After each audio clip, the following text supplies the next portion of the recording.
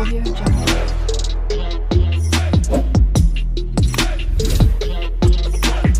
Audio Jungle.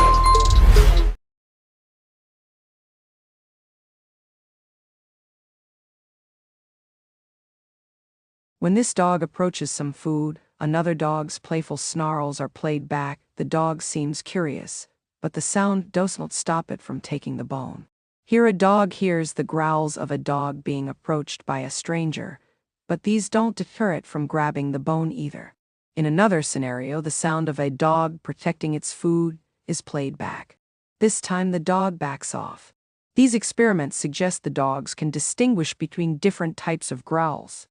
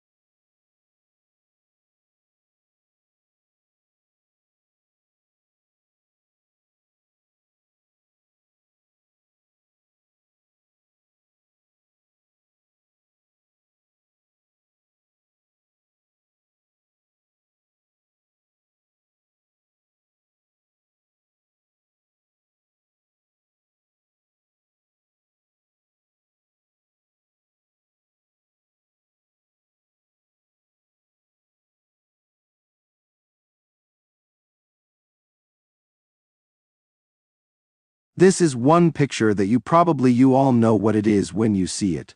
It's a familiar looking image, something probably we all have some personal experience with, right? This is a chest X-ray that would be taken in your doctor's office, for example, or a radiologist's office. And it is a good example of biomedical engineering and that it takes a physical principle. That is how X-rays interact with the tissues of your body. And it uses that physical principle to develop a picture of what's inside your body, so to look inside and see things that you couldn't see without this device. And you'll recognize some parts of the image. You can see the rib cage here, the bones, you can see the heart is the large bright object down here. If you have good eyesight from the distance, you can see the vessels leading out of the heart and into the lungs, and the lungs are darker spaces within the rib cage.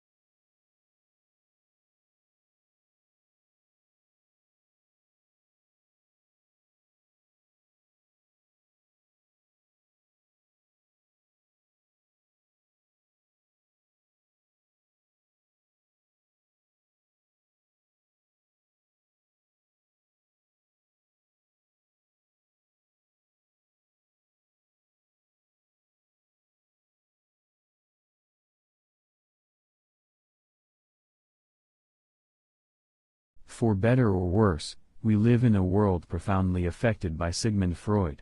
If I had to ask you to name a famous psychologist, the answer of most of you would be Freud. He was the most famous psychologist ever and he had a profound influence on the 20th and 21st century. Some biographical information: he was born in the 1850s.